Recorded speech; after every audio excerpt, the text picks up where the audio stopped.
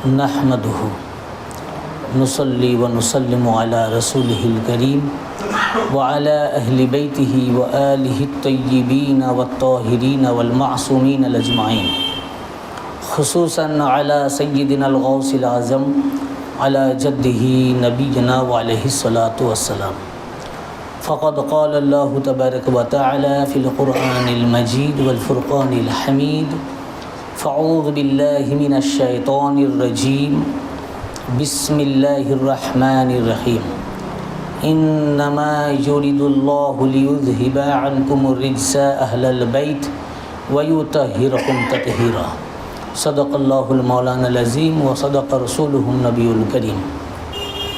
सर्वप्रथम आमी आमार आका ও मौला দুই হুজুর পাক কিবলা ও কাবা এবং তাদের সকল আল ও আহলে বাইত ও আহলিয়া পাকগণের কদম পাকে লাখ লাখ ভক্তিপূর্ণ কদম বুসি ও সাজদা পাক আরজ করত।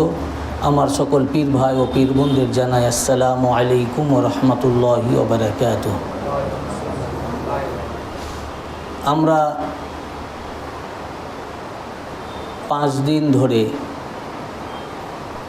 কুরআনে করিম এবং হাদিসে সহি দ্বারা পরিষ্কারভাবে আমরা বুঝতে পারলাম এবং আল্লাহ পাক এবং আল্লাহ রসুল সাল্লাল্লাহু আলাইহি ওয়াসাল্লাম স্পষ্ট করে দিয়েছেন আহলে বাইত পাকের মর্যাদা এবং আহলে বাইতে কেরাম খাস করে হাসানাইন কারামাইন আলাইহিসসালাম ইনাদের শান ইনাদের মর্যাদা খুল্লা আল্লাহ পাক প্রকাশ করে দিয়েছেন এবং পরিষ্কারভাবে বর্ণনা করেছেন। ইঙ্গিত বা ইশারা দিয়ে বলেছেন তা নয়। আমরা এই কয়দিন সংক্ষিপ্ত আলোচনার মাধ্যমে পরিষ্কার হলাম আসল দিন কোনটা এবং আহলে বাইত পাকি যে ঈমান, ওনাদের মুহাব্বতি ঈমান, ওনারা ছাড়া ঈমান নাই এবং ওনারাই দিন, ওনারাই ইসলাম। এটা আল্লাহ তাআলা এবং আল্লাহ রসুল সাল্লাল্লাহু আলাইহি ওয়াসাল্লাম স্পষ্ট করে দিয়েছেন। এই জন্য যে যাতে তারা বলতে না পারে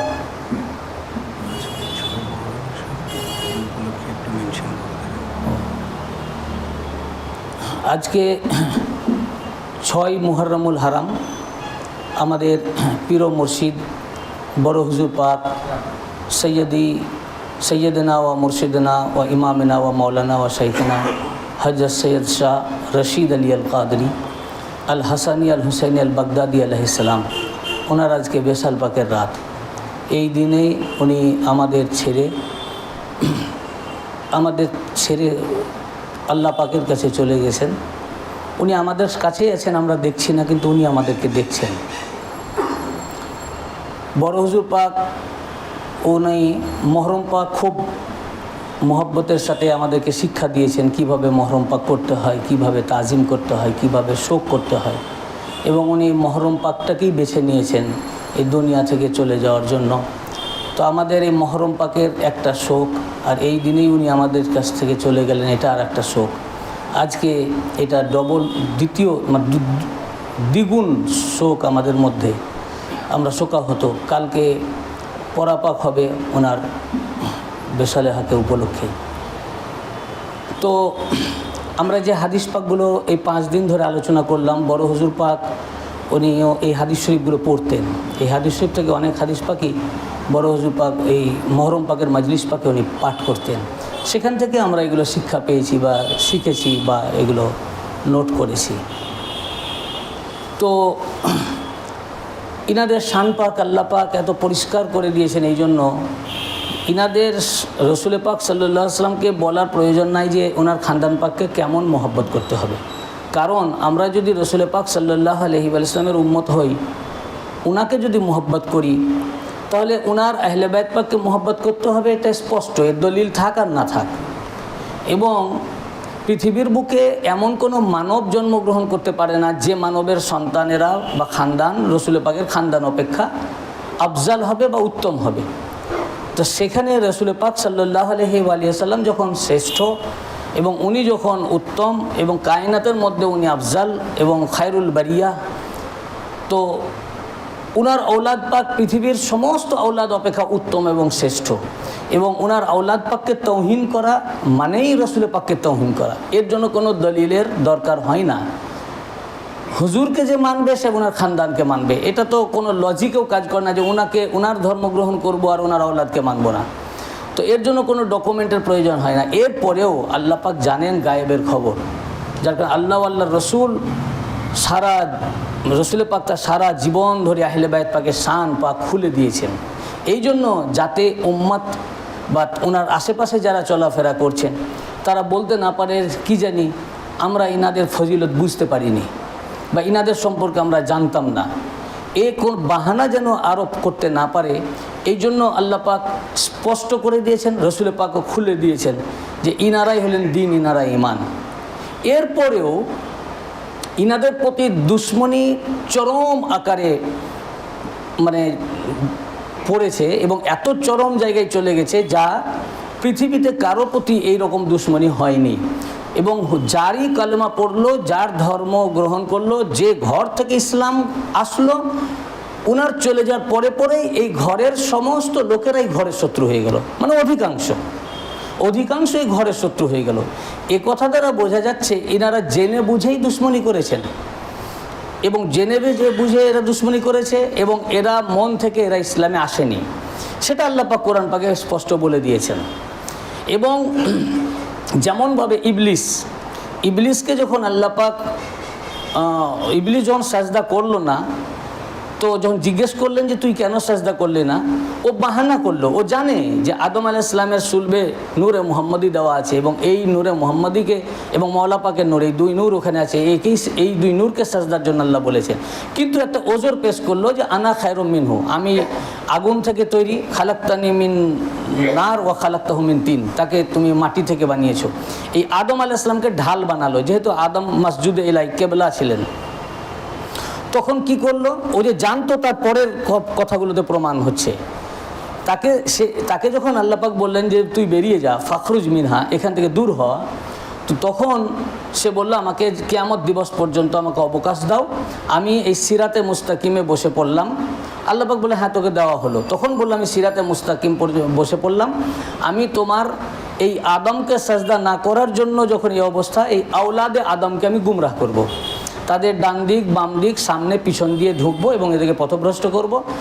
কিন্তু যারা খুব কম সংখ্যক ব্যতীত, তাহলে ইবলিসের এটা ইলমে ছিল, সে জানতো যে খুব কমকে আমি পারবো না, বেশিরভাগকে গুমরা করে ফেলবো, খুব কম সংখ্যককে পারবো না। এই জন্য আজও খুব কম সংখ্যকই একমাত্র সুফি লাইনে যারা আছেন, আউলিয়া কেরাম যারা, ইনারাই আহলে বাইতের রাস্তাকে ধরে আছেন।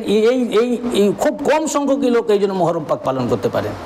আর আপনারা দেখেন দুনিয়াতে বেশিরভাগই মহরম পাকের এগেনস্টে। একটা সময় আমরা যখন ছোট ছিলাম, তো যাদেরকে আমরা সুন্নি জানতাম তারাও মহরম শরীফ করতো, মাতাম না করলেও জিক্রে শাহাদাতের মজলিস করতো বা তাদের জারি মহরম পাক একটা হতো, তারা করতো, আমরা আমাদের গ্রামে দেখেছি। আজ যাদেরকে সুন্নি ভাবি তারা এখন ফতোয়া দিচ্ছে মহরম পাকই করা যাবে না, নিশান পাক উঠাচ্ছে না, সব এগেনস্টে চলে গেছে। এবং ওখানে ইবলিস কি বলল, কম সংখ্যক কাদেরকে বললো, হে আল্লাহ তোমার মুখলিস বান্দা যারা খুব কম সংখ্যক, এদেরকে আমি পারবো না। তাহলে ইবলিস এটাও জানে যে আল্লাহর মুখলিস বান্দা আছে, এই মুখলিস বান্দাদেরকে পারবো না। আর এই মুখলিস বান্দা হচ্ছেন পয়গম্বর এবং আহলে বাইতে কেরাম আলাইহিমুস সালাম, নবী ও আলে নবী। আর যারা এই নবী ও আলে নবীর দামানকে ধরে আছেন, নিজেকে সুপর্দ করেছেন, বিক্রি করে দিয়েছেন নিজেকে, তাদেরকে পারবে না ওনাদের কদম পাকের ছায়ার কারণে। তাহলে ইবলিস জানে যে আমি কম সংখ্যককে পারবো না। তাহলে ইবলিস এই মুখলিস বান্দা কারা, এনাদেরকে কেন পারবে না, এই সবই তার জানা, জেনে শুনে সে করেছে ঠিক একই জিনিস। এবং ইবলিস করলো কি, ও দেখলো যে এখন এই নূরে মুহাম্মদীকে আমি আসতে দেবো না, ওই জন্য বললাম আমি সিরাতে মুস্তাকিমে বসে পড়লাম, এই যে রাস্তা দিয়ে নূরে মুহাম্মদী আসছে এখানে আমি আটকাবো। হযরত সৈয়দনা আব্দুল্লাহ আলাইহিস সালাম পর্যন্ত বসে থাকলো। যখন নূর এসে গেল, তারিখের কিতাবে এসছে, হাফিজ ইবনে কাসির, ইবনে হিসাম তার সিরাতের কিতাবে উল্লেখ করেছেন, আল বিদায়া ওয়ান নিহায়াত ইবনে কাসির, যে 4 বার ইবলিস কেঁদেছে তার জীবনে। তার মধ্যে সবচেয়ে বেশি কেঁদেছিল হুজুর যেদিন বেলাদাত পাক করেন, জন্মগ্রহণ করেন। কারণ সে দেখলো যে নূরকে আমি এখানে আসতে দিব না, এই জন্য এই সিরাতে মুস্তাকিমে বসেছিলাম, আমি আর পারলাম না, নূর চলে আসলো। তখনও ঠিক করলো এই নূরের ক্ষতি করব। কিভাবে ক্ষতি করব। তখনই সে দুটো দল তৈরি করলো, একটা বনু হাসেম যে খানদান থেকে আসলেন, আর বনু উমাইয়া। এই জন্য বনু উমাইয়া চিরকালে হাসেমিদের শত্রুতা করেছে, এবং তাদের মধ্যে এই ইবলিসি রূপে আসলো আবু সুফিয়ান প্রথম। যত ইসলামে যুদ্ধ হয়েছে, বদরের যুদ্ধ, ওহদের যুদ্ধ, খান্দক, যত যুদ্ধ, সমস্ত যুদ্ধের সেনাপতি তাবুক ছাড়া, ওটা রোমানদের বিরুদ্ধে হয়েছিল, সমস্ত যুদ্ধের মূলই ছিল আবু সুফিয়ান হুজুরের এগেনস্টে, নবীজি সাল্লাল্লাহু আলাইহি ওয়াসাল্লামের এগেনস্টে। তাহলে চিরকাল এই যে এত যুদ্ধ, হুজুর সাল্লাল্লাহু আলাইহি ওয়াসাল্লামের দান্দান মোবারক শহীদ হয়ে যাওয়া, মাথা ফেটে রক্ত প্রবাহিত হওয়া, সব করেছে এদের মূল হচ্ছে বনু উমাইয়া। এরা কুরাইশ, ইহুদি, নাসারাদেরকে একত্রিত করে হুজুরের এগেনস্টে করেছে, জিহাদ করেছে। তাহলে এতদিন যে হুজুর সাল্লাল্লাহু আলাইহি ওয়াসাল্লামকে দেখলো, হুজুর সাল্লাল্লাহু আলাইহি ওয়াসাল্লামকে চাঁদ দ্বিখণ্ডিত হতে দেখলো, আঙুলের ইশারাই করলেন, হাতের মুষ্টিকে কালেমা পড়তে দেখলো, সারা নবীজি সাল্লাল্লাহু আলাইহি ওয়াসাল্লামের বেলাদাত শরীফ থেকে শুরু করে 40 বৎসর পর্যন্ত ওনার জিন্দেগি দেখলো, তারা বললো যে ইনি আলামিন, সত্যবাদী, ওনাকে বুঝলো। বুঝার পরে এতদিন মানলো না। কি এমন হলো মক্কা বিজয়ের পরে এরা কালেমা পড়লো? কারণটা ছিল এতটাই যে এতদিন ওনার এগেনস্টে যুদ্ধ করে চাইলো যে ওনাকে খতম করতে, ইসলামকে শেষ করতে। কিন্তু যখন তাদের উদ্দেশ্য চরিতার্থ হলো না, যখন দেখলো যে না ইসলাম বাড়তেই আছে, পুরা মদিনা শরীফ ইসলামের জয় জয়কার হয়ে গেছে, এরপর আবার মক্কা বিজয় হয়ে গেল। প্রতিহত তো করা সম্ভব হলো না, নবীজিকে শহীদ করা, ওনাকে হত্যা করারও চেষ্টা করেছিল যখন উনি হিজরত করলেন, ওনাকে তো সম্ভব হলো না, ইসলামকেও সম্ভব হলো না।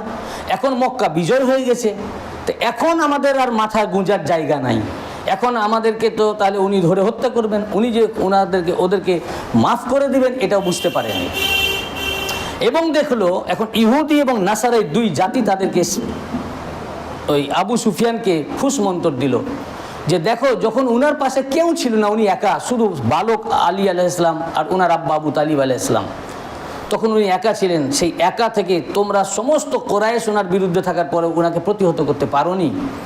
আজ তো মদিনা ও মক্কা শরীফ দুটোতেই ইসলামের জয় হয়ে গেছে, তাহলে বোঝা গেল তরবারি দিয়ে ওনাদেরকে প্রতিহত করতে পারা যাবে না। এক ডিপ্লোম্যাসি, মানে ডিপ্লোম্যাটিক ওয়েতে এটাকে করতে হবে, তোমরা এখন ইসলামে ঢুকো। তখনই আবু সুফিয়ান দেখলো যে এখন ইসলামে ঢুকে ইসলামকে নষ্ট করতে হবে। তাহলে সব জেনে বুঝে করছে, ওরা জেনেছে যে ইসলাম কি, হুজুর কি, ইনার औलाद কি, খানদান পাক কি। এবং যখন হযরতে আবু বকর বসলেন, তখন আবু সুফিয়ান মওলায়ে কায়নাত পাকের কাছে এসেছিল, উনি মসজিদে নববীতে ছিলেন, এবং মসজিদে নববীতে এসে বলল যে এটা কি ব্যাপার। উনি বসে গেলেন, এই খেলাফতে তো আপনি এর খেলাফতের হকদার, আপনি শুধু একবার দাবি করেন, ক্লেম করেন, আমি সমস্ত কোরাইশ সৈনিকদেরকে এনে আপনাকে খেলাফত পাইয়ে দেব। ও আসল ঘটনাও জানে যে অ্যাকচুয়ালি দিন এ ঘর থেকে এসছে, দিনের ধারক বাহক ইনারাই। কিন্তু এইটাকে অস্ত্র করে সে দেখলো যে কোনোভাবে যখন ধ্বংস করা যায়নি, এবারে এইখানে একটা সমস্যা সৃষ্টি করে যদি ইসলামকে ছত্রভঙ্গ করা যায়, ভেঙে দেওয়া যায়, অন্তর্দ্বন্দ্ব সৃষ্টি করে নিজেদের মধ্যে এটা করা যায়, সব জেনে বুঝে করছে। এখন যখন দেখলো যে না ইসলামে কিছুই সম্ভব হলো না, তখন ও আসলো, এসে কালেমা পড়লো। এই ব্যাপারে আল্লাহ পাক আগেই ভবিষ্যৎবাণী করে দিয়েছেন। কোরআন পাকের সূরা মুমিনুনের 75-76 নম্বর আয়াত, এবং এই আয়াত পাকের শানে নুজুল কোনো বড় তফসিরের কিতাবে যেতে হবে না। আপনার সাধারণ মানুষ, আম মানুষ আরবি জানেন না, পড়তে পারবেন না। কানজুল ইমান ও খাজাইনুল ইরফান আহমদ রাজা খান বেরেলভি সাহাব, ওনার লেখা কিতাব, এটা বাংলাও হয়ে গেছে। আপনারা নিজেদের কিতাব পড়ুন না, আপনারা নিজেরা পড়াশোনা করেন না, আর আপনারা মুআবিয়াকে হযরত বলেন রাদিয়াল্লাহু আনহু বলেন, নাকি পড়েন ঠিক, জানেন সব, কিন্তু গোপন রাখতে চান, কারণ হয়তো আপনাদের রক্ত ওখান থেকে এসেছে, এটাকে ঢেকে রাখতে চান। কানজুল ইমানে পরিষ্কার এর শানে নজুল, কানজুল ইমান ও খাজাইনুল ইরফান, এর শানে নজুল বর্ণনা করা হয়েছে যে যখন বদরের যুদ্ধে তারা কোরাইশরা মারা গেল, অসংখ্য উমাইয়া ফ্যামিলির প্রচুর মারা গেল। তারপর আল্লাহ পাক দুর্ভিক্ষ দিলেন, এই দুর্ভিক্ষতে অসংখ্য মানুষ মারা যেতে লাগলো, এমনকি মরা তারা পশু মানুষকেও ছিঁড়ে ছিঁড়ে খেতে লাগলো, এমন অবস্থা। তখন আবু সুফিয়ান দেখলো যে রসুল পাক ছাড়া বাঁচাতে কেউ পারবে না, তখন মক্কা শরীফ থেকে মদিনায় আসলো, মদিনা শরীফে রসুল পাক সাল্লাল্লাহু আলাইহি ওয়াসাল্লামের ঘরে এসে রসুল পাক সাল্লাল্লাহু আলাইহি ওয়াসাল্লামকে বলল যে ইয়া রাসূলুল্লাহ, আপনি কি রাহমাতুল্লিল আলামিন নন? দেখুন, ইসলাম সে ভালো করে জানে যে হুজুর রাহমাতুল্লিল আলামিন, শুধু মুসলমানদের নয়, সমস্ত সৃষ্টি জগতের রাহমাতুল্লিল আলামিন। তারপরেও সে তখনও কালমা পড়েনি। তাহলে জেনে বুঝেও ইসলামের সাথে এ ফ্যামিলি, উমাইয়া ফ্যামিলি দুশ্মনী করছে। তো হুজুর বলেন, হ্যাঁ আমি রাহমাতুল্লিল আলামিন, ওমা আরসালনাকা ইল্লা রাহমাতুল্লিল আলামিন, আল্লাহ কোরআন পাকে বলেছেন। তো বললেন, তো আপনি তো শুধু মুসলমানের রহমত নয়, কাফির ও মুশরিকদেরও রহমত, সমস্ত সৃষ্টির রহমত। তাহলে আপনি থাকতে আমাদের উপরে এই দুর্ভিক্ষ কেন? এই রহমত থাকতে আমাদের উপরে আযাব কেন? আপনি আল্লাহর কাছে দোয়া করেন যাতে দুর্ভিক্ষ দূর হয়ে যায়। তাহলে এই ইলমও আছে যে হুজুর যদি দোয়া করেন তো দুর্ভিক্ষ চলে যাবে। এরপরেও সে কালেমা পড়েনি। হুজুর সাল্লাল্লাহু আলাইহি ওয়াসাল্লাম তখন দোয়া করলেন, ওনার দোয়ার বরকতে দুর্ভিক্ষ চলে গেল। তখনই সূরা মুমিনুনের 75 নম্বর আয়াত ওয়া কারিমা নাজিল হলো। আল্লাহ পাক ইরশাদ ফরমাচ্ছেন, ওয়ালাউ রাহিমনাহুম ওয়া কাশাফনা মা বিহিম মিন দুররিল লাজ্জু ফি তুগয়ানিহিম ইয়ামাহুন। আল্লাহ তাআলা বলছেন যে হে মাহবুব, আপনি রহমত, তাই ওদের উপরে রহমত নাজিল করেছেন। আপনি দোয়া করেছেন, আপনার দোয়া রদ করতে পারবো না, তাই আমি তাদের দুর্ভিক্ষ দূর করে দিয়েছি। কিন্তু ওদের চিনে রাখুন, বনু উমাইয়াকে চিনে রাখুন, আবু সুফিয়ান মুআবিয়াকে চিনে রাখুন। ওয়ালাউ রাহিমনাহুম এসেছে আবু সুফিয়ান একা, আল্লাহ পাক বহুবচন ব্যবহার করেছেন, জামা, প্লুরাল। ওয়ালাউ রাহিমনাহুম এদের উপর, এই আবু সুফিয়ানদের উপর, আবু সুফিয়ান, মুআবিয়া, হিন্দা, এদের উপর যতই আমি রহম করি, রহমত নাজিল করি এবং ওদের থেকে যতই কষ্টসমূহ বিপদ আপদ দূর করে দিই, ওরা চিরকাল গুমরাহিতে লিপ্ত থেকে কুফরি কাজ করতেই থাকবে। তুগয়ান মানে কুফর। আল্লাহ পাক পরিষ্কার করে দিলেন, এরা ঈমান আনতে পারবে না, এরা নিজেদের জান বাঁচাতে কনস্পিরেসি করে ইসলামে প্রবেশ করবে, কিন্তু এরা কখনোই ঈমান আনতে পারবে না। এরা চিরকাল গুমরা থাকবে এবং এরা কাফির থাকবে, কুফরের মধ্যে থাকবে। যেখানে আল্লাহ পাক এদেরকে গুমরা ও কাফির বললেন, এরপরে আপনারা এখানে কানজুল ঈমানে স্পষ্ট তরজমাও এইভাবে করা আছে, যেখানে এবং কানজুল ঈমানে তুগয়ানের অর্থ টিকাতে দেওয়া আছে, হাসিয়াতে, তুগয়ান মানে কুফর।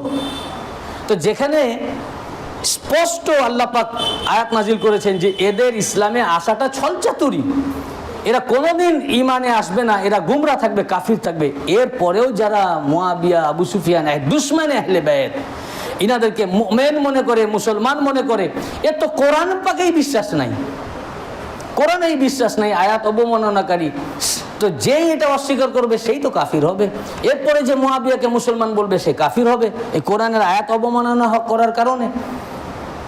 এরপরে যখন মক্কা বিজয় হলো, দেখলো এবার ইসলামে ঢুকে ইসলামের ক্ষতি করতে হবে, তখন ওরা বলল আমরা এখন মুসলমান, আমরা যা করেছি আগে করেছি, এখন ইসলামে ঢুকে গেছি। হযরত ওমর তো রাসূল পাককে কতল করতে গেছিলেন, উনি কাফির ছিলেন, হত্যা করতে গেছিলেন, উনি কলমা পড়ে মুসলমান হয়ে গেছেন, আমরাও কলমা পড়লাম, আমরাও মুসলমান।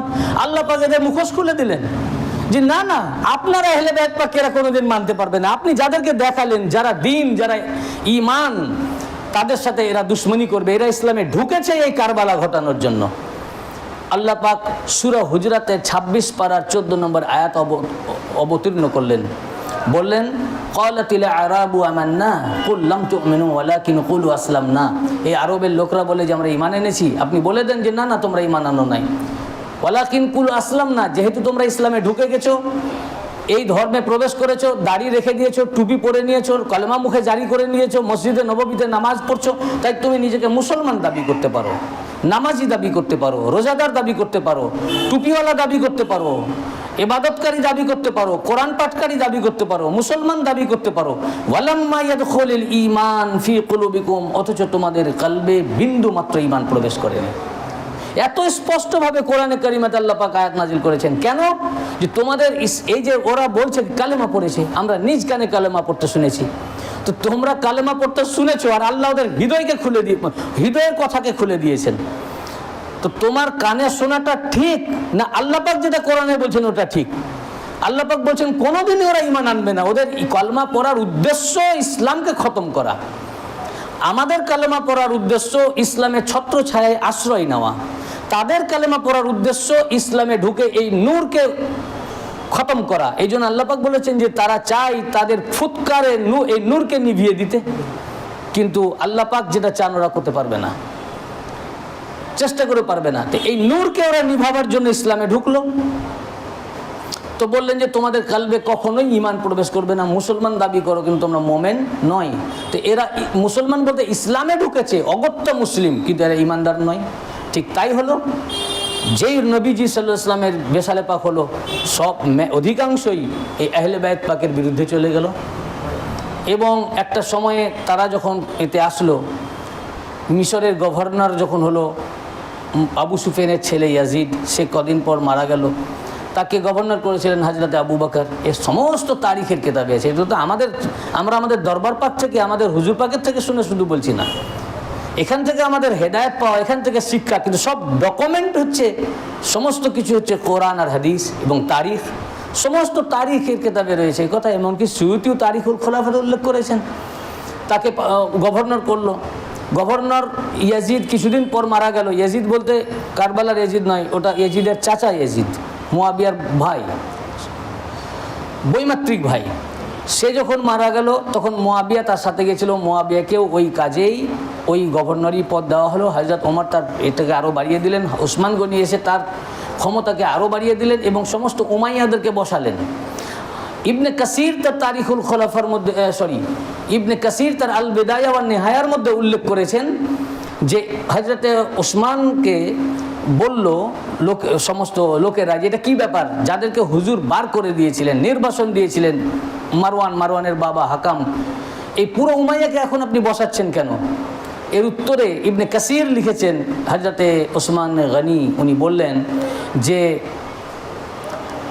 রসুল পাক সাল্লাল্লাহু আলাইহি ওয়া সাল্লাম ওনার বংশের প্রতি সদয় ছিলেন, তা আমিও আমার বংশের প্রতি সদয় হয়েছি। এরপরে তিনি বললেন যে খোদার কসম, আমার হাতে যদি জান্নাতের চাবি থাকতো, তো এমন একটা উমাইয়া ফ্যামিলি থাকতো না যাকে আমি জান্নাতে প্রবেশ করাতাম না। অথচ জান্নাতের চাবি মওলা পাকের হাতে। হযরত ইমাম শাফি রহমাতুল্লাহ আলাইহি বলেছেন, আলিয়ুন হুব্বুহু জুন্না কাসিমুন নারি ওয়াল জান্নাহ ওয়াসিউল মুস্তাফা হাক্কান ইমামুল ইনসি ওয়াল জিন্নাহ। আলী আলাইহিস সালামের মুহাব্বত ঢাল স্বরূপ, যা মানুষকে কুফর ও নেফাকি থেকে রক্ষা করে। এবং তিনি আলিউন হুব্বুহু জুন্না কাসিমুন নারি ওয়াল জান্নাহ, তিনি জান্নাত এবং জাহান্নাম বন্টনকারী। এবং তিনি হচ্ছেন রাসূল পাক সাল্লাল্লাহু আলাইহি ওয়াসাল্লামের প্রকৃত ওয়াসি, এবং তিনি হচ্ছেন জিন এবং ইনসান জাতির ইমাম। এবং ইমাম শাফির কথা বলবেন না কেন? আমি যত হাদিসের কিতাব এই অল্প সময়ে যতটুকু এই গোলামকে মওলা পাক পড়ার সৌভাগ্য দিয়েছেন, এটা হাদিস আছে, আমি অন্য কোনো কিতাব থেকে পাইনি। একটা কিতাবে পেয়েছি হুজুর গাউসে পাকের লেখা। হুজুর গাউস পাকের হাদিস থেকে কোট করেছেন এই উনি জান্নাত বন্টনকারী, এই হাদিস শরীফটি। হুজুর শাহেনশাহ বাগদাদ পিরানে পীর মিরানে মীর দস্তগীর রওশন জমির গাউসুল আজম শেখ মুহিউদ্দিন আব্দুল কাদের আল জিলানি আল হাসানি আল হুসাইনি আল বাগদাদি আলাইহিস সালাম তার তাফসিরে জিলানির মধ্যে উল্লেখ করেছেন যে রাসূল পাক সাল্লাল্লাহু আলাইহি ওয়া সাল্লাম বলেছেন, ইয়া আবা তুরাব আনতা কাসিমুল জান্নাহ ওয়ান নার। হে আবু তুরাব, রাসূল পাক বলেন আপনি হচ্ছেন জান্নাত এবং জাহান্নাম বাঁটনেওয়ালা। হুজুর গাউস পাক এই হাদিস পাকটা উল্লেখ করেছেন। আর হুজুর গাউসে পাকের নামে এক শ্রেণীর লোক উল্টোপাল্টা কথা বলে। উনি তো আহলে বাইত পাক পাঞ্জাতন পাকের নির্যাস বা পাঞ্জাতন পাকের মূল হচ্ছেন উনি রাজি, তো পাক পাঞ্জাতন আতহার রাজি। উনি যদি খোশ, উনার যদি আমরা গোলামি করতে পারি, উনি যদি গোলাম বলে কবুল করেন, পাঞ্জাতন আতহার গোলাম বলে কবুল করবেন। আর উনার দুশ্মন পাক পাঞ্জাতন আতহারের দুশ্মন। উনি হাসানি হুসাইনি আওলাদ পাক থেকে এসছেন। যাই হোক, ওইদিকে বিষয়টা না। যেটা আমি বলতে চাচ্ছি, আমাদের বক্তব্য হলো যে ইসলামে এইভাবে ঢুকলো, যখনই গভর্নর হলো তখনই সে মওলাই কায়নাত পাক বসার সাথে সাথে বিদ্রোহ শুরু করলো। যখনই বৈধ খলিফার বিরুদ্ধে বিদ্রোহ করলো, তো সে তো প্রথমেই হয়ে গেল রাষ্ট্রদ্রোহী। আর মওলাই কায়নাত পাক শুধু রাষ্ট্রীয় নেতা নয়, প্রথমে উনি হচ্ছেন ধর্মীয় নেতা। উনি মওলা, মান কুনতু মওলাহু ফাআলিউল মওলা, উনি ইমাম, উনি নেতা। তো ধর্মীয় নেতার বিরুদ্ধে যুদ্ধ ঘোষণা করার কারণে ও ধর্মদ্রোহী হলো। এই জন্য তো রাসূল পাক সহিহ বুখারীতে হাদিসে পাক এসেছে, আল্লাহ রাসূল সাল্লাল্লাহু আলাইহি ওয়াসাল্লাম বলেছেন যে আম্মার বিন ইয়াসসার রাদিয়াল্লাহু আনহুর শাহাদাতের ব্যাপারে, ওয়াইহা আম্মার তাকতুলুহুল ফিয়াতিল বাগিয়া ইয়াদউহুম ইলাল্লাহ ওয়া ইয়াদউনাহু ইলান নার। বলে হে আম্মার, তোমার জন্য আফসোস যে তোমাকে বাগীর জামাত হত্যা করবে, তখন সেই বাগীর দল তোমাকে জাহান্নামের দিকে ডাকবে, তুমি তাদেরকে জান্নাতের দিকে এবং এক রিওয়ায়াতে আল্লাহর দিকে ডাকবে। এবং তার হাসিয়াতে দেখা আছে যে তাকে হত্যা করেছিল মুআবিয়ার দল, কাতালাহু আসহাবু মুআবিয়া এবং মুআবিয়ার জামাত হত্যা করেছে। তো তো হুজুর ভবিষ্যৎবাণী করেই দিলেন যে তোমাকে ওরা জাহান্নামের দিকে ডাকবে। তার মানে ওই দলটা জাহান্নামী যারা মাওলার এগেনস্টে, আর তুমিও এদেরকে জান্নাতের দিকে, আল্লাহর দিকে ডাকবে। তার মানে তুমি যে দলে আছো এই দল জান্নাতি দল, আল্লাহর দল। তো এই হাদিস পাকে স্পষ্ট মাওলায়ে কায়নাত পাকের দলটা হচ্ছে আল্লাহর দল এবং জান্নাতের দল, আর এর এগেনস্টে যে দল এটা হলো জাহান্নামী দল। এটা আহলে বাইত পাকের বিরুদ্ধে যুদ্ধ করার পর যদি শুধু গতকালকে আমরা যেটা বললাম যে মা ইয়াক্তিয়ানিস সালাহ, শুধু আপনার নামাজ ভেঙে দিলেন না, এইটুকু কথা বলাতে যদি উম্মাত থেকে খারিজ হয়ে যায়, তার ছিঁড়ে ফেলে দেন অঙ্গীকারপত্রকে, তো সেই আহলে বাইতের বিরুদ্ধে যদি অস্ত্র ধারণ করে এরপরেও মুসলমান থাকে, এরপরে সে মুসলমান কি করে থাকে? ও তো জাহান্নামী, বাগী। এবং সে কি করলো? মুহিব্বিনে আহলে বায়াত যারা, তাদেরকে ধরে ধরে হত্যা করতে লাগলো। সে প্রথমেই শুরু করলো মসজিদে নববীতে মেম্বারে দাঁড়িয়ে মাওলায়ে কায়নাত পাকের নাম পাকে, আহলে বায়াত পাকদের নাম পাকে গালিগালাজ করা। 70,000-এরও বেশি মসজিদে গালি দেওয়ার প্রথা চালু করলো। বড় ইমাম পাক ওনাকে নিজের কানে এই গালি শুনতে হতো। এবং এই গালি দেওয়ার ব্যাপারে মুসলিম শরীফের হাদিসে পাক আছে, সাদ ইবনে আবি ওয়াক্কাস রাদিয়াল্লাহু আনহু বর্ণনা করেন যে আমারা মুআবিয়া ইবনে আবু সুফিয়ান সাদান, মুআবিয়া ইবনে আবু সুফিয়ান যখন সাদকে হুকুম করলো, মা মানাআকা আন তাসুব্বা আবু তুরাব, তোমাকে কে বাধা দিল যে আবু তুরাব আলাইহিস সালামকে গালি দিচ্ছ না? মুসলিম শরীফের হাদিসে পাক। আবু দাউদ শরীফের হাদিসে পাক আছে, হযরত সাদ ইবনে ওয়াক্কাস যখন হজে গেলেন, তো হজের সময় মুআবিয়া তার এতে ডাকলো, ঘরে ডাকলো। তো উনি যখন গেলেন তো সে মাওলায়ে কায়নাত পাকের নাম পাকে গালিগালাজ করতে লাগলো। তখন উনি রেগে গেলেন সাদ ইবনে আবি ওয়াক্কাস রাদিয়াল্লাহু আনহু, এবং উনি বললেন যে খবরদার, ওনাকে গালি দিবে না। এমন এক ব্যক্তিকে তুমি গালি দিচ্ছ যার ব্যাপারে আমি নিজের কানে শুনেছি রাসূল পাক বলেছেন, আমি যার মাওলা আলী তার মাওলা। তো কত দুশ্মনী ছিল! ও তো সুযোগ পেয়ে গেল যে আমরা গভর্নরিতে পদে বসে গেছে, এখন চাইলো যে কিভাবে ওনাদেরকে খতম করবে। এই ইতিহাসগুলোকে তো চেপে রাখা হয়েছে ভাই। এবং শুধু তাই নয়, ধরে ধরে ওনার মুহিব্বিনদেরকে প্রথমে শহীদ করলো। হযরত আবু বকরের ছেলে মুহাম্মদ, উনি মাওলায়ে কায়নাত পাকের কাছে লালিত পালিত হয়েছেন, ওনার কাছে বড় হয়েছেন, উনি মুহিব্বিন ছিলেন এই জন্য। এবং ও গালিগালাজ করার জন্য প্রেসার ক্রিয়েট করতো, ইনি বাধা প্রদান করতেন।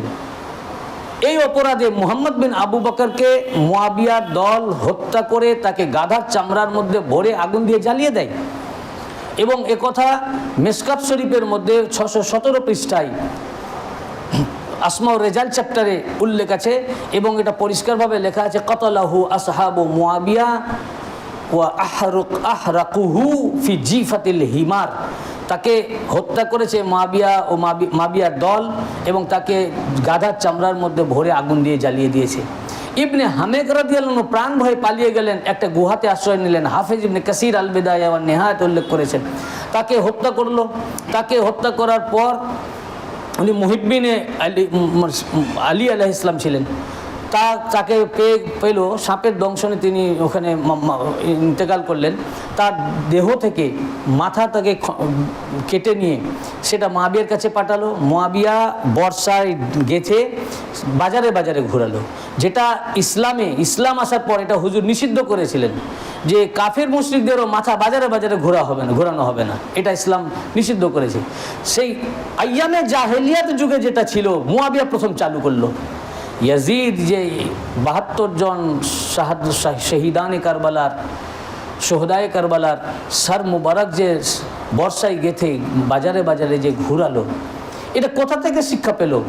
পুরোপুরি এগুলো মুআবিয়া থেকে শিখেছে, তার বাবা থেকে, সেখান থেকে শিখেছে। সে প্রথমে নিজে প্র্যাকটিক্যাল করে শিখিয়েছে যে মুহিব্বিনে আহলে বাইতের মাথা মোবারককে নিয়ে বাজারে বাজারে ঘুরিয়েছে। তারপরে জেলের মধ্যে তার বিবিকে ভরে রেখেছিল, তাকে পাইনি বলে জেলে গিয়ে তার বিবির কোলে কাটা মাথা ছুঁড়ে দিল। কি নির্মম! এগুলো ইসলাম বলে? ইসলামের গভর্নর ছিল, এটা ইসলাম এগুলো বলে? এগুলো দেখুন, এইভাবে সে কারবালার প্রেক্ষাপট তৈরি করতে লাগলো। বড় ইমাম পাককে শহীদ করলো।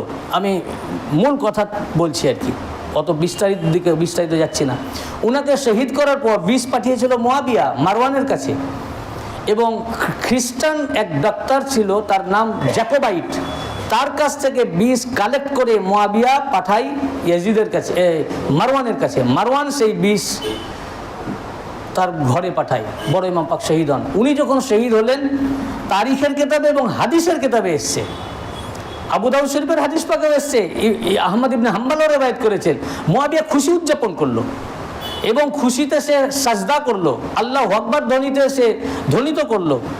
এবং আবু দাউদ শরীফের হাদিসে পাক, ইমাম আবু দাউদ রওয়ায়াত করেছেন হাদিস, মাদি কারিব বলে এক সাহাবী, সে কোনো কাজে মুয়াবিয়ার কাছে, সে গভর্নর হিসাবে গেল। তো মুয়াবিয়া বলল, তুমি শুনেছো? বড় ইমাম পাকের নাম পাক উচ্চারণ করে এবং তাচ্ছিল্যতার সাথে বলল যে উনি মানে শহীদ তো বলল না, বলে উনি মারা গেছেন। তখন সে মাদি কারিব উনি ইন্না লিল্লাহি ওয়া ইন্না ইলাইহি রাজিউন বললেন। যখন এটা পড়লেন মুয়াবিয়া বলল, হ্যাঁ তুরাহা মুসিবা, তুমি ইমাম হাসান আলাইহিস সালামের ইন্তেকালকে তুমি মুসিবত মনে করছো? তখন তিনি বললেন, না মুসিবত মনে করবো না, যেখানে রাসূল পাক সাল্লাল্লাহু আলাইহি ওয়াসাল্লাম এই হাদিসে তিনি বললেন, আমি শুনেছি উনি বলেছেন আল হাসানু মিন্নি ওয়া হুসাইনু মিন আলী, হাসান আমার থেকে, হুসাইন আলী থেকে। এরপর আরও দীর্ঘ হাদিস বর্ণনা করেছেন আবু দাউদ শরীফ, ইমাম আবু দাউদ, এবং মুয়াবিয়ার পুরো কুকীর্তি ওখানে বর্ণনা করেছেন। সে খুশি করেছে, আনন্দ করেছে। উনাকে শহীদ করার পর সে দেখলো যে তাহলে আমার রাস্তা এবার পরিষ্কার হয়ে গেল, এবং সে বেঁচে থাকতেই ইয়াজিদের নামে বায়াত নেওয়া শুরু করলো, যেটা নিয়ম বহির্ভূত। অনেকেই প্রথমে প্রতিবাদ শুরু করেছিলেন যে আপনি থাকতে ইয়াজিদের নামে কেন বায়াত নিচ্ছেন, কিন্তু তার কাছে কেউ টিকতে পারলো না, ভয় দেখালো, মৃত্যুর ভয়, লোভ ইত্যাদি। সে 50 হিজরি থেকে, মানে মারা যাওয়ার, সে মারা গেছে 60 হিজরিতে, 50 হিজরি থেকে ইয়াজিদের নামে বায়াত নিতে থাকলো। এবং 10 বছর ধরে, চিন্তা করুন, 10 বছর ধরে যদি ইয়াজিদের নামে বায়াত নেওয়া শুরু করে, আর কেউ বাকি থাকবে? ভয় দেখিয়ে, প্রাণের ভয়, মৃত্যুর ভয় ইত্যাদি ইত্যাদি। সে মিথ্যা কথা বলল, 4 জনকে সে পারেনি, তখন 5 জন, হজরতে আব্দুর রহমান ইবনে আবু বকর, আবদুল্লাহ ইবনে ওমর, আবদুল্লাহ ইবনে জুবাইর, আর হজরত আবদুল্লাহ ইবনে আব্বাস, আর ইমাম পাক তো আছেনি। তো তখন সে প্রথমে আব্দুর রহমানের কাছে পাঠালো। ইমাম ইবনে কাসির তার আল বেদায়া ওয়ান নিহায়ার মধ্যে লিখেছেন 1 লক্ষ দিরহাম ঘুষ দিয়ে পাঠালো যে তুমি ইয়াজিদের বায়াত গ্রহণ করো। তিনি সে ঘুষ প্রত্যাখ্যান করলেন, বললেন যে ইসলাম, ঈমান অত সস্তা নয় যে আমি পয়সার বিনিময়ে বিক্রি করে দেব। যখন উনি এটা গ্রহণ করলেন না, আব্দুর রহমান ইবনে আবু বকর, তখন ইমাম তাবারি তার তারিখে তাবারি মধ্যে উল্লেখ করেছেন 4র্থ হিস্সার মধ্যে, যে সে তখন লোক পাঠিয়ে তাকে হুমকি দিল যে তুমি যদি ইয়াজিদের বায়াত গ্রহণ না করো তাহলে তোমাকে মুয়াবিয়া হত্যা করবে। মুয়াবিয়া বলল, আমি তোমাকে হত্যা করব। তখন তিনি বললেন যে যদি তুমি আমাকে হত্যা করো তো তোমার দুনিয়াতে তোমার উপরে লানাত এবং আখিরাতে জাহান্নাম। আমরা মুয়াবিয়ার সম্পর্কে বললে আমাদের উপরে দোষ আছে। আরে হযরতে আবু বকরের ছেলে হযরত আব্দুর রহমান, তিনি লানাত করেছেন, জাহান্নামী বলেছেন। কোন কিতাবে সহি রিওয়ায়াত থেকে কোথাও মুয়াবিয়ার প্রশংসা নাই। কিছু হাদিস, জাল হাদিস এসছে সিয়াসিতার ভিতরে, সেটাও আমরা খণ্ডন করেছি। এগুলো জাল, বানোয়াট, এর রাবিগুলো ঠিক নাই, রাবি মিথ্যু, কাজ্জাব এবং মাতরুক, এ সমস্ত রাবি। এগুলো মুয়াবিয়া যখন দেখলো তার ফজিলতে কোনো হাদিস নাই, তখন হাদিস বোর্ড গঠন করেছিল এবং তার ফজিলতে হাদিস রচনা করেছে। এমনকি হযরত আব্দুর রহমান বাধ্য হয়ে মক্কা শরীফ চলে গেলেন, সেখানে উনি ইন্তেকাল করলেন। হযরত আব্দুর রহমান ইবনে আবু বকর আবদুল্লাহ ইবনে জুবায়ের এবং আবদুল্লাহ ইবনে ওমরকে ডেকে পাঠালো মক্কা শরীফে হজ করতে গিয়ে, এবং তাদেরকে বুঝালো। তারা বুঝলেন না, বললেন যে না, আমরা ইয়াজিদের বায়াত গ্রহণ করব না। তারা যখন বেরিয়ে আসলো, মুয়াবিয়া হজের সময় মিথ্যা ভাষণ দিল যে 2 জনকে তো দেখেছিলে আমার ঘরে প্রবেশ করতে, বলে হ্যাঁ, উনারা কিন্তু আমার কাছে ইয়াজিদের নামে বায়াত নিয়ে নিয়েছেন। এই মিথ্যা কথা বলাতে সিরিয়াবাসী এটা মেনে নিল না, বললো যে আমাদের সামনে করাতে হবে। তখন সে প্রেসার ক্রিয়েট করলো এবং মুয়াবিয়ার নামে, যখন মুয়াবিয়া ইয়াজিদের নামে বায়াত নিতে লাগলো, বুখারী, মুসলিম মুত্তাফাক আলাইহি হাদিস এবং আরও অন্যান্য হাদিসের কিতাবে এসছে, মারওয়ান বলল হযরত আবু বকর উমরের সুন্নাত মোতাবেক ইয়াজিদের নামে বায়াত। তখন হযরত আব্দুর রহমান ইবনে আবু বকর উঠে দাঁড়ালেন এবং বললেন যে না, এটা আবু বকর উমরের সুন্নত মোতাবেক নয়। তার কারণ এটা তুমি জোর জবরদস্তি করছো। উনার যে সুন্নত মোতাবেক হলে আমি ওনার ছেলে সুযোগ্য পুত্র ছিলাম, আমাকে কিন্তু খেলাফত দেওয়া হয়নি। আবদুল্লাহ ইবনে উমরও বলল আমাকে দেওয়া হয়নি। তখন মারওয়ানের পুলিশ ওনাকে তাড়া করলো, উনি প্রাণ ভয়ে পালিয়ে গেলেন। হযরত আয়েশা সিদ্দিকা রাদিয়াল্লাহু আনহার ঘরে লুকিয়ে গেলেন। সে ঘর পর্যন্ত গেল কিন্তু ভিতরে যেতে পারলো না। তখন সে বলল যে তোমরা হচ্ছে সেই লোক যার ব্যাপারে কোরআনে আয়াত নাজিল হয়েছে, মানে হযরত আবু বকরের জন্য বললেন যে তার পিতামাতার জন্য উফ বা আফসোস করেছিল।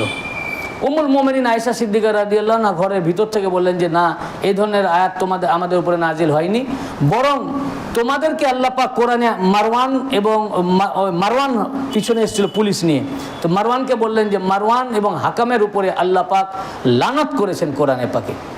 উনি সে আয়াত পাক শোনালেন। এইরকমভাবে সে সমস্ত সাহাবিদের উপরে প্রেসার ক্রিয়েট করতে থাকলো। একটা সময় সকল সাহাবি উনার কাছে ইয়াজিদের কাছে বায়াত নিল মুআবিয়া মারা যাওয়ার পর। শুধু আব্দুল্লাহ ইবনে জুবায়ের বাকি ছিলেন, উনি মক্কা শরীফে চলে গেলেন। আর ইমাম পাক এবং কি হযরতে আব্দুল্লাহ ইবনে ওমর তিনি পর্যন্ত বায়াত হয়ে গেলেন। ইমাম মুসলিম ইমাম বুখারী দুজনেই রিওয়ায়াত করেছেন। মুসলিম শরীফ ইমাম মুসলিম বর্ণনা করেন যে হযরতে আব্দুল্লাহ ইবনে ওমর ইয়াজিদের বায়াত নেওয়ার পর সহিহ হাদিস সিয়াসিত্তা মুত্তাফাক আলাইহি তিনি বললেন যে আমি ইয়াজিদের আনুগত্য স্বীকার করেছি, তার আমি বায়াত হয়ে গেছি, তিনি আমাদের আমির।